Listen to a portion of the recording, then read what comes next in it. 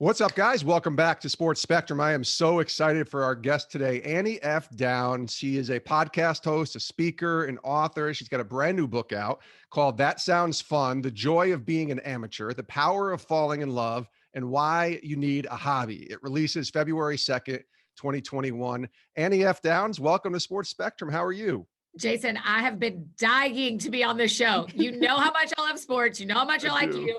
This is like my favorite interview. Don't tell anyone else, but I cannot wait for this conversation. All right. You're making me smile here. I'm really excited. And you're right. I've been excited about this too. I've been excited to have you on because I know how much you love sports. And to me, you're So in many much. ways, well, we're going to talk sports in a second, but I want to nerd out a little bit with podcasting if we can, because you're you might laugh at this, but you're one of the GOATs to me when it comes to podcasting. And if you don't, for people out there who think I just called her a name, no, that means greatest of all time when I say GOAT. When it comes to podcasting, because you have such a great show and you do it in a way that is so interesting to me. You're having a conversation, and I'm reading your book and I'm reading about how you started the show. And I loved how you wrote about it. You said, you just said yes. You said, I don't know what I'm doing here. I'm not a trained professional with this broadcasting degree or experience or working in radio or anything like that. You just said yes, right? Yeah, I just genuinely love when my friends become friends with my friends. Do you know what I mean? Like in the days where we all gather in a place, pretend we just got to go to Christmas parties, and a day where we gather, I love when this friend meets this friend over here. Yes. And that's what I get to do with my podcast every week, twice a week, is we get to say, hey, I have this friend I'd love to have a conversation with, and I want all my friends listening to meet them. So it is literally, I say all the time, Jason, that God has given me one skill set. He's just found a lot of different ways to use it. And I love when my friends become friends with my friends. This is just doing it through the podcast has been the most fun. That's so cool. When did you realize that you had a genuine audience for this? Because there's one moment when you start something, you don't know if anybody's going to listen. I mean, you hope they will. Certainly that's how we felt with this show a couple of years ago when we started it. But then you start to get feedback. And yes, you can track, we were talking about this before we started recording, you can track the downloads and look and see how many people are listening. But do you remember the moment where you were like, oh, there's an audience here. This thing is not just like my hobby of me talking to my friends. There's actually a lot of people checking this out. Yeah. So let me back up even a little bit further. In 2000 and I don't know, 5 or 4, I started a blog. Oh, yeah. And I remember the first time I saw a reader from New Zealand check in, like, back in the big time bloggy days, you had a map on your blog on the side. And I went, someone from New Zealand is reading this? So that was my blog moment. I didn't have a moment like that on the podcast. I didn't have this like, oh, someone from there is listening. I just loved it so much that I couldn't imagine not doing it. And when we started and there was a couple of hundred people listening, I was like, my gosh, there's a few hundred people listening. That's amazing.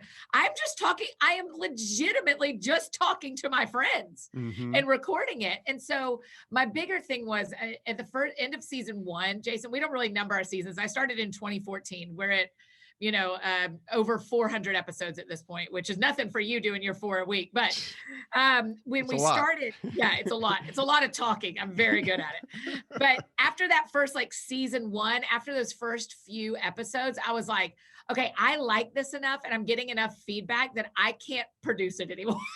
I was having a conversation for 40 minutes and then 6 hours to do the fading in and out of the music correctly. Right. I was like, no.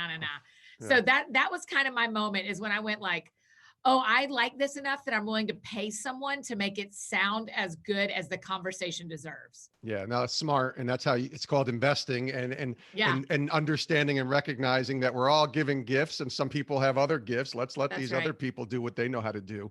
That's exactly right. What's been the most, I get this question a lot from me, what's been the most nervous you've been interviewing someone on your show?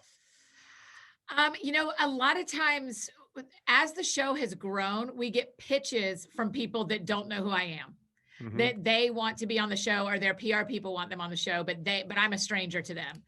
And that always makes me a little bit nervous, Jason, because I am not necessarily great at talking to strangers. I'm very good at talking to friends. Sure. And so there's some of those interviews that at the first 3 minutes when I'm trying to convince them to be my friend, that I'm nervous. Once I get them over the hump and they settle in, then it goes fine. So I've been nervous about a lot of them. The ones coming to mind is that I ended up loving the episode was Zach Williams, the Christian musician. I didn't know him at all. He's a very, he carries himself very big. Like he's a big guy. Yeah, he's a big guy. And he enters a room and fills it up. And I do too, just with noise, right? But he just like is a big guy in personality and in size. And so I was really nervous. And literally 3 minutes in, I was like, wait, I'm sorry. You take a barbecue truck with you to every show. Tell me everything. Right. You know? So once you find the thing that they love talking about, and I can fall in love with any conversation. And once I get there, the nerves usually dissipate and it ends up being so fun. Yeah, that's awesome. She is Annie F. Downs. Her book is called That Sounds Fun, and your podcast is called That Sounds Fun. So it's got to be really interesting to have this new book coming out. It was February 2nd when it's released, and it's based off of the show in the sense of the title. But I don't think the book, I mean, there's some aspects certainly that you can kind of recognize when you read it that are similar to the podcast, but it's a little different too. Can you tell us about this book and why you wrote it and the fact that it's coming out pretty soon? Yeah, Jason, the reason I decided to write it, and you know this too, because people hear us day in and day out, either in podcast or on social media, and they see our everyday, what they can't really see, not because we're not willing to share, but because it's really complicated to share, is they can't see 2 layers deeper than what's going on. We can tell them if we're sad or if we're happy or whatever, but I can't talk about why I decided to go to counseling when I did and an Insta story and it make enough sense. And one of the things I learned early in book writing is learning, having the wisdom to know when something needs to be told right away and when there needs to be some distance between when it happened and when the reader gets it is really important. And so That Sounds Fun as a book mattered to me because we have a lot of listeners who don't know my backstory, who don't know the deeper things that have gone on with me. I'm not married yet. I don't have kids yet. And so there's a lot of dating stories that I don't tell publicly, but I can write about, not in a Taylor Swifty kind of way, but in a, hey, here's what I learned from this experience and here's where it took me. And so it mattered to me to sit down and go, why fun? Why is that what I keep wanting to talk to other people about? What is actually in me that keeps coming back to that word? I used to feel really insecure about it, Jason. I'd be like, I'm the fun one, but I'm the one no one takes seriously. And I'd be like, oh, I'm never going to be the grown up. I'm always going to be the kid here. But what I have learned, and especially through writing this book of thinking about, you read the subtitle kindly, thinking about what it means to be an amateur and why we need to be an amateur, thinking about what it means to fall in love and thinking about why we need hobbies. As I dove into those 3 things, I went like, oh, God just made me this way because we can't survive without fun.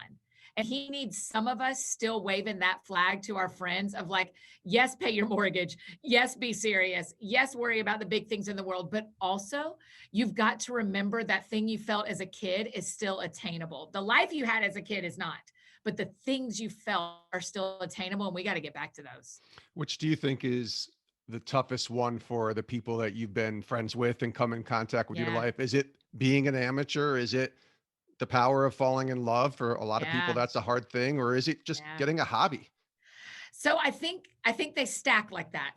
I think that the one that is my biggest concern is the one I put first, because you know the old stat, people read 30% of a book. And so I said, if they're going to read 30%, I hope they want to read the whole thing. That's right. But if they're going to read 30%, we've got to let each other be amateurs at things. Because if we expect everyone to be a professional, we stop having fun.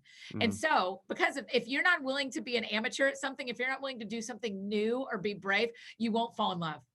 And you won't pick up a hobby because you won't do something that's new. And so that's the thing. And sports is the exact perfect example. I'm playing soccer again. I haven't played soccer in 20 years. Okay.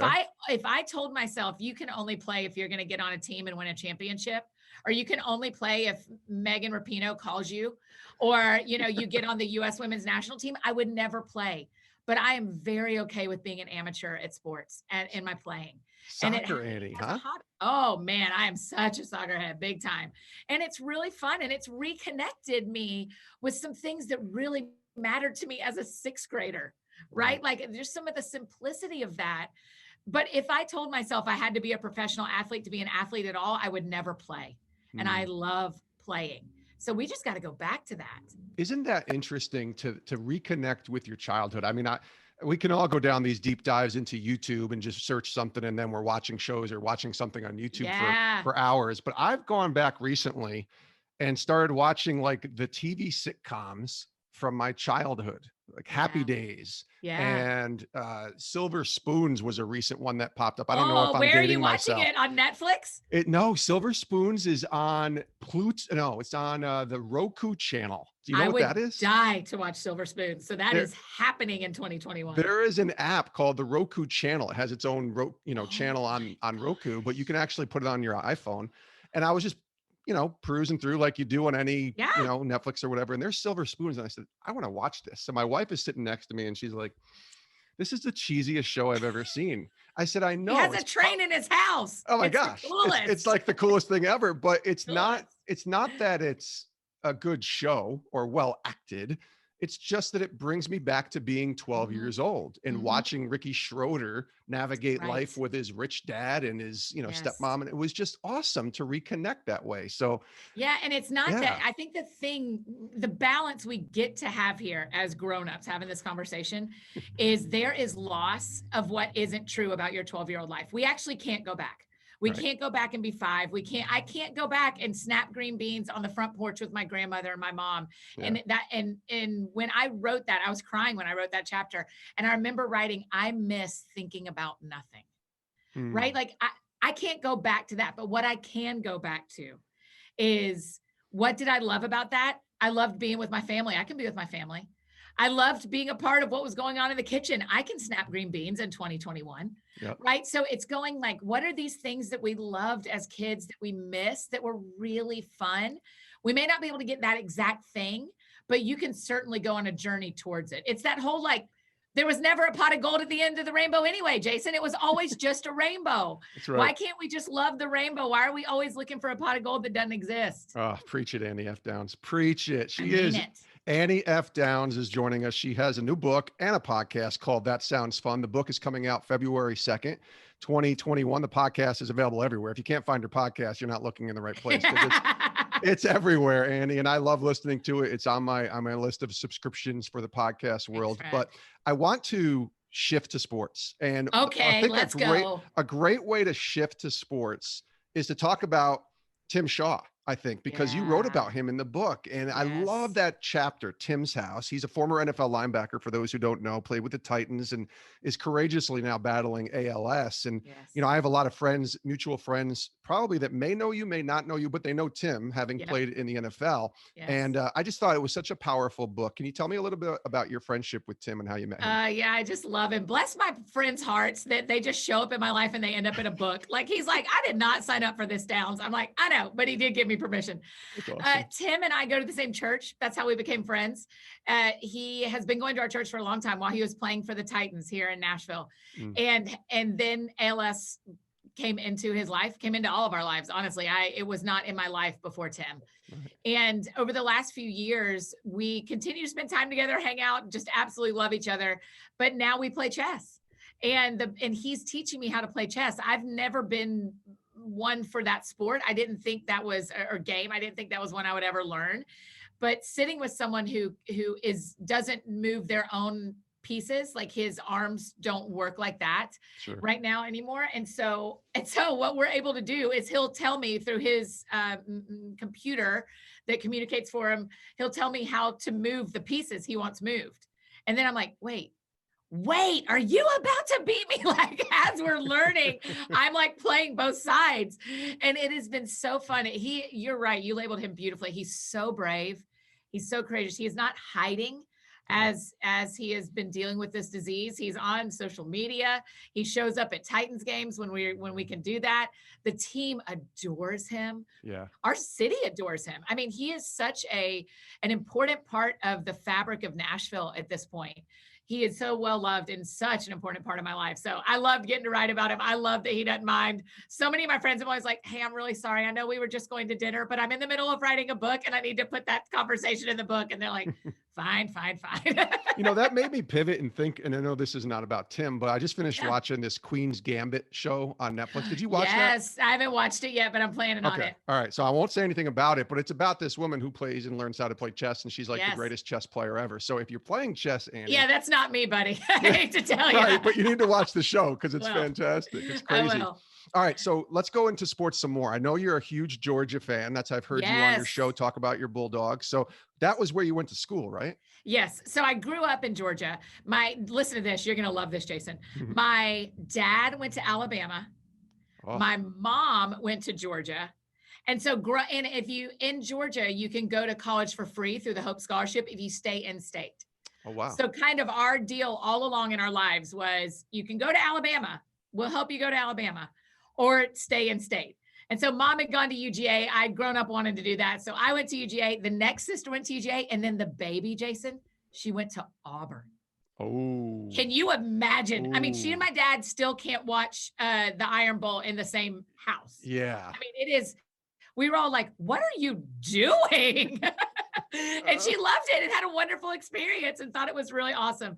So, but I love Georgia. I love Georgia Bulldogs. Kirby Smart has been a great coach for us. Yeah. I'm a huge Mark Richt fan. I love Mark. He was the coach when I was there. And I just think I could not think more highly of not only the players, how the games turned out, but how the men turned out that were under his leadership. I just think really highly of him, but I've loved Kirby Smart too. Well, is your dad kind of walking around with his chest out though every year because Alabama's winning championships left and right? Georgia's like, we just want 1 year here, just one. Brutal. It's just brutal. It is. I mean, he's so kind about it. My dad couldn't be a nicer guy. He's so kind about it. He's always like, sorry about your dogs. I'm like, you're not. I don't think you are, but I appreciate, I mean, the year they played in the national championship and we lost, but I'm an Atlanta girl. So, I know how to lose. I've got my Falcons. I've got my Braves. We had the Thrashers, the Hawks. We can't even talk about. No. I mean, like, I don't know how to have a national championship, Jason. Oh. So all I know is how to be close and lose. Well, I know you've kind of adopted the Titans a little bit, and they were so close last year. My wife's a big Titans fan, and I took her on her anniversary last year to Nashville, and we saw them beat the Chiefs in a game in November. And then they got all the way to the championship game, and then Kansas City was just too hard. You think it's your fault? Why do you say that? I think I am the bad luck charm for all these teams.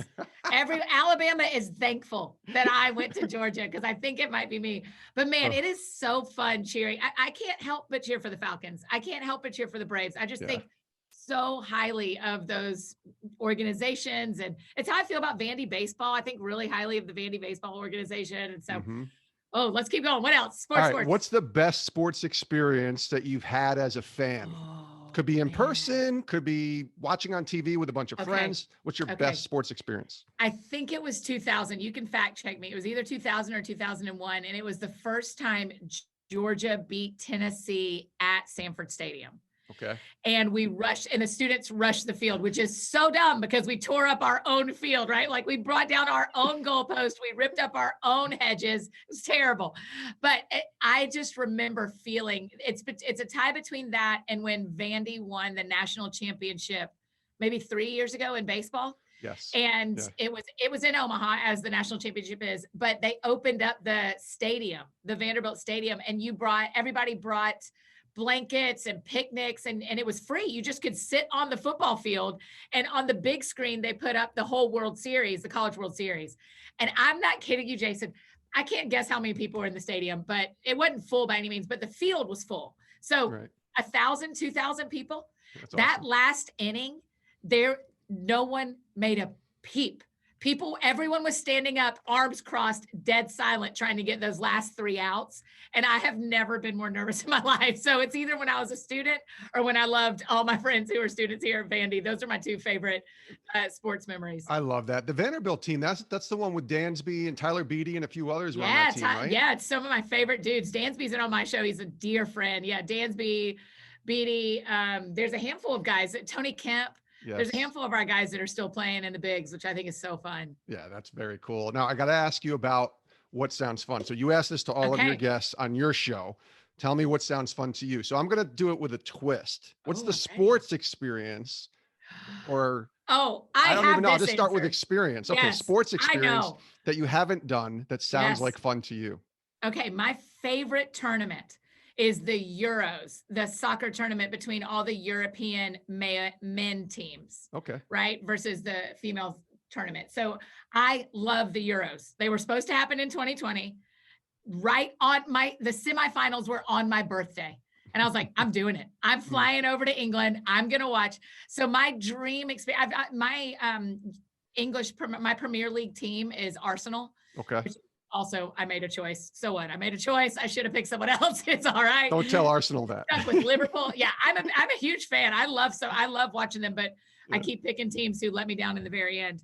But I would love to see Arsenal play. But my dream sporting event that sounds so fun is seeing the Euros in person one summer over in the UK or wherever the tournament is. But seeing like Iceland, do you remember a couple of years ago when Iceland just went nuts? Yes. I mean, like half the country came to the tournament or something. I mean, it is a really fun, for people who don't love soccer, it is a great intro. It's a version of the World Cup, right? But it's all European. And so it's just a great intro to loving soccer because everybody loves that tournament so much. What got you back to playing it? I know you mentioned it earlier and I never followed up with that. Just deciding to play soccer. I guess that's like me going and deciding to play basketball now, but I played basketball in my 20s and 30s, pick up with the fellas, but I can't imagine not having played when I was 16, 17, and then just deciding, 20 years later or whatever, I'm going to go play basketball again.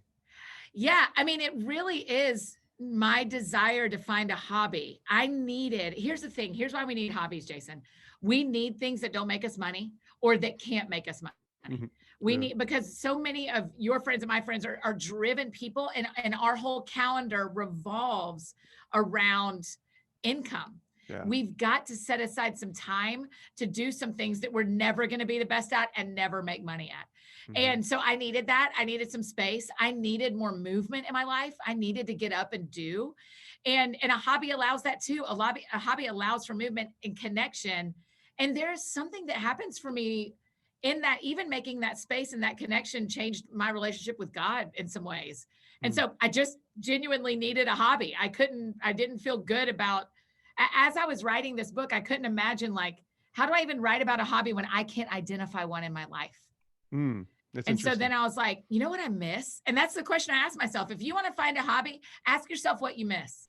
Yeah. I miss soccer. And and so I picked it back up. So put the analyst hat on, pretend Amy F. Downs works for ESPN, and she's giving us some kind of prognostication, if you will, of what you were like as a soccer player when you were in high school. Okay. Annie, as a high school soccer player, sweeper or stopper. So defender, back toward the back, not very fast, but if the ball and you got close to her, she was going to get the ball. Okay. Like I feisty.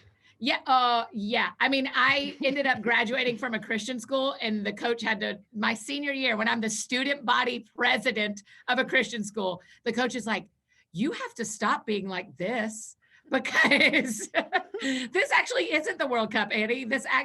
You don't need to destroy people, right? I was awesome. really aggressive, but I loved it. I just loved it so much. I love everything about the sport. That's so great. Annie F. Downs has been joining us. A couple more questions with Annie. I wanted to ask you about, I hate using this word, but celebrity, because we talk to a lot of athletes, and the identity issue is a big one with athletes. Yeah. It's a big one. Like, who am I identified as? The athlete part of my life, or the one who is me, or what God has called me or said that I am, his child. I want to ask you about what that was like for you when you started to have, we kind of mentioned it with the podcast and audience, but when this, again, I hate the word because I don't like the word celebrity, but influencer, people are paying attention to you, celebrity, social media, whatever. I'm never invisible. How did you kind of walk that line when suddenly everybody, and not everybody, but a lot of people were interested in you and what you had to say? I walked it pretty poorly the first probably year. It is a hard thing to not love. It is a hard thing to learn balance in. It is a hard thing to not want to run from at times, to not go, well, because everyone saw me on that stage and they waited in line for me to sign their books and they all think I'm this, that, and the other. I need to have some secrets over here. I need to have some, and we don't need to have secrets. Right. And so I really had to learn, like, nah, how you eat and drink in your hotel room after a speaking event, it needs to be a public conversation with somebody. You know, how you spend your time when you're not with other people, somebody needs to know most of that. You know, not every minute of it, but somebody needs to know, because you just get this, the sentence in my head used to be, everyone is taking so much from me that I've got to hide some of it for myself. And the truth is, no one was taking anything from me, Jason. I was giving them no one was coming into my house and reading my journal. Yeah. They were reading books I was publishing and listening to podcast conversation I was having.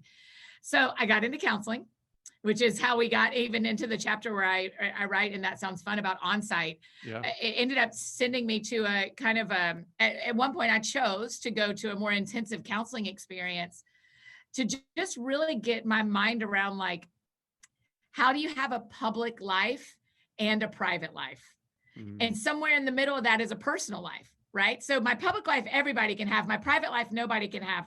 My personal life is where things get vulnerable. Yes. And I tell stories that have moved from a private story into where I don't mind sharing it in a public space, but it's really personal.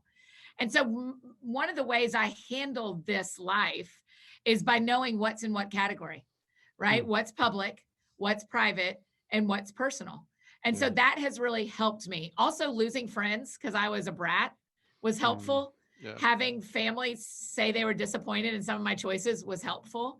Having my counselor proud of me and some of the boundaries I drew has been really helpful. Doing any career by yourself is really dangerous. Doing a public career by yourself gets you in TMZ and gets you. And I, Jason, if we want to talk sports, if this is a race, I want to finish. Yeah. You know, so I've got to have things like fun in my life, like release in my life, like Sabbath in my life. But I've also got to have people that are in this with me that are helping me finish well. And I don't know what finishing is going to look like, but I don't want to get taken out. And I'm watching a lot of my peers get taken out of this game, and then their public life. Then what happens is they thought they had control over what was public and private and secret. And now all of that is public. Yeah. And it's because God's kindness leads us to redemption or repentance and redemption, but God's kindness leads us there. I don't want him to have to do that. No, that's smart. That's setting boundaries, and that's a really smart thing. Do you have to learn to say no too? Because I feel like especially Christian influencers, which is what the world's, I guess, the space that you and I live in with a lot of the people that we are friends with and talk to. Yeah. If you say no, you almost feel like you're not being the proper Christian that you should be. But I think there's power in being able to say no. You can't say yes to everything. Did you have to kind of wrestle with that one too? Yes. And that has been hard. I mean, this probably happens to you too, but people come to town and they DM me or email me and say, can we get coffee? Yeah. And I wish I could. I would do all of those. Right. But if I did all of those, I would never record the podcast that made them feel like we're friends in the first place. Right. That's a great point. So there's things like that, and I just had to get okay with disappointing people. And by get okay, I mean, trying to get okay, because it still is hard for me. Same. But when people, the more followers you have, the more chance you have of getting chirped at for things that you can't control. And I joke with my friends that I don't know when it happened, but I don't know what the number is, but there is some number that I crossed over where suddenly some of the internet stopped remembering that I was a person. And they say things like, I'm not there. Yeah. And I'm like, you're actually on my Instagram. You're in my house. I live here. Yep. Say whatever you want over there, but you're in my house. I know. So I think that's the hard thing. Yeah, you just have to learn to say no. You have to be okay disappointing people. 7 out of 10 times, it's not about me. It's about something going on in their life with their family and for example, if I post that I'm eating out and someone is unhappy that I didn't stay home because their mom is really sick. If I post that I stay home, someone's unhappy I didn't eat out because they run restaurants. Right? Like it's not about me. Anyone. They've got stuff going on that I'm very sad with them, that their life has hard things going on. Sure. Well, you can have empathy and still set those boundaries and say no, I think, at the same time. 100%. Last question. Thank you so much for being here on the show. I'm so excited. Oh, I've loved it. I hope it's not our last. Oh, I hope not too. So I want to ask you the question that we ask all of our guests. So you have your question that you ask all of your guests. The one that we ask all of our guests is, what's the great lesson that the Lord has taught you or shown you? And I usually say right now, but since we're running this in sort of the early infancy of 2021, what's the great lesson? What did the Lord teach you when you look back and think about 2020? Yeah. I mean, it's one of those funny things, right? Because you write a book and have no idea why it releases when it's going to release. But this one is the right book for today for me. Absolutely. Because the beautiful thing is I got to finish writing it as I was in quarantine and as I was in the pandemic. And so it is very up to date. And here's what I learned. And this is spoiling the last chapter of the book, but this is what's true is I have never been good at being alone. I've never been good at living alone and not seeing friends, but that I live alone and am not married with kids yet. I did not have a lot of time with people this year like I normally do in 2020. And what I learned, what God taught me is that together, God and I can build a life that is not everything, but it's a lot of things. And that I can hold the disappointments of what I don't have and the joys of what I do have at the same time and still find so much fun and so much light. And I mean, I redid my porch because we spent so much time on it in 2020. I was like, I need to make this a place. I need another room. I've roomed all my rooms, right? And so it's things like that the Lord just used last year to say to me, like, can you be happy in the life I've given you? Can you find joy in the life you have, even if that means you're stuck in your house for 14 days with no human interaction? And I think I'm learning that. And I'm grateful that it feels like as 2020 ended and we started 2021, the Lord just kind of went like, hey, that was all about something. Here we go, you know? So I'm thankful. I'm sorry for how 2020 went for a lot of us. And I'm thankful for parts of it too. Yeah. And we're also in many ways waving goodbye to 2020 and say, adios, we're done with you. It's time for 2020. For sure. For sure. Let me see my friends. Let us get in. Can we go to a sporting event where we're shoulder to shoulder and we are yelling, and across the way, all the LSU fans are yelling back and they are brutal. I'm ready. Let's go, Annie. I'm so ready for that. She is Annie F. Downs, podcast host, speaker, author. The new book is called That Sounds Fun: The Joy of Being an Amateur, The Power of Falling in Love, and Why You Need a Hobby. Also listen to her podcast as well. Annie, this is a treat. Thank you so much for joining us. Jason, thanks for taking the time. Thank you so much. All right.